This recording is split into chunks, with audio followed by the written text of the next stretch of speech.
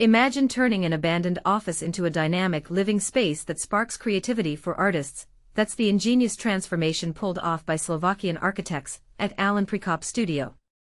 But here's where it gets fascinating. They've crafted a flexible apartment in Bratislava's historic Kotva house, originally built in 1930 for an insurance company, by weaving in a custom steel framework that's as functional as it is eye-catching.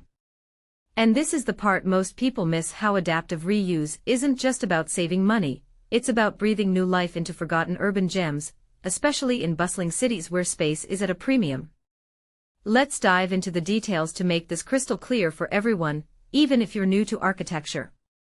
The apartment, perched on the 6th floor of the iconic Kotva house, was once a standard office space.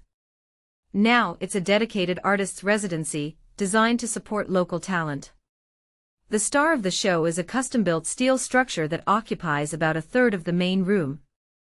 This isn't just any metal frame, it's carefully engineered by Prekop Studio to maximize organization and efficiency, proving that smart design can turn constraints into opportunities.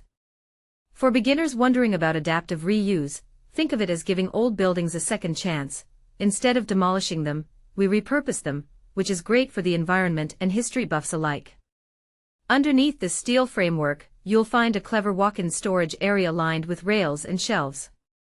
It's neatly separated from the rest of the room by transparent plastic strip curtains, which allow light to flow while keeping things tidy. On top of the structure sits a sleeping area featuring a cozy double mattress, reachable via a sturdy ladder made from steel tubing.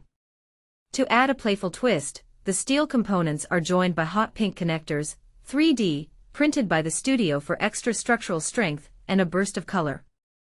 As studio founder and designer Prekop shared with DZine, the client wanted something pink, so we decided to accent these small details with bright pink color.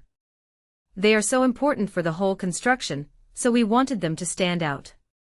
It's a reminder that even in utilitarian designs, a splash of personality can make all the difference, and this is where opinions might clash.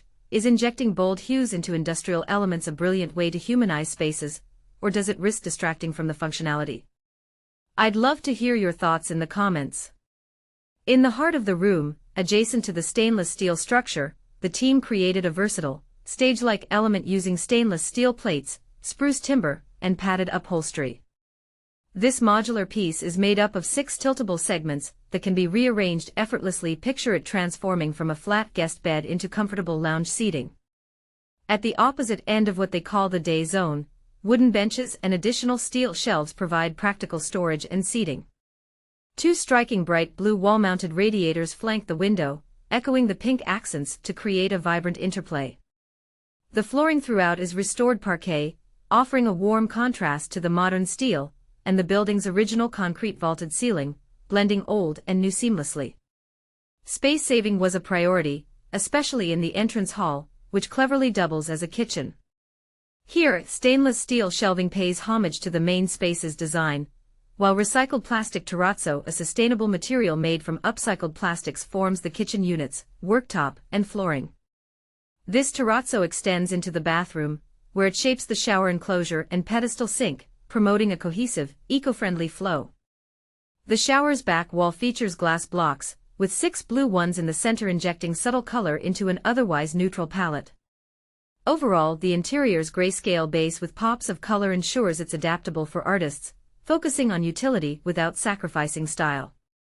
But here's the backstory that adds emotional depth. The space was initially planned as a home for a young couple, but political changes in Slovakia led them to relocate abroad.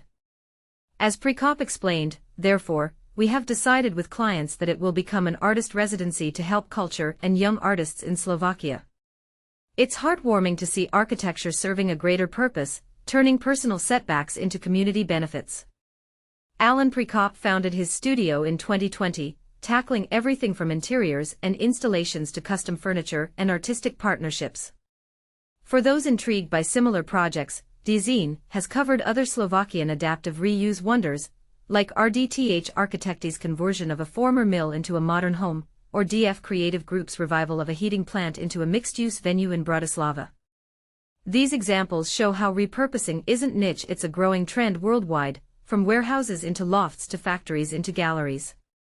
And this raises a controversial point: In an era of rising rents and urban sprawl, should more cities mandate adaptive reuse over new builds? Or does it limit architectural innovation? Weigh in below. Do you agree that bold, space-saving designs like this are the future, or should we prioritize tradition? Share your views and let's discuss.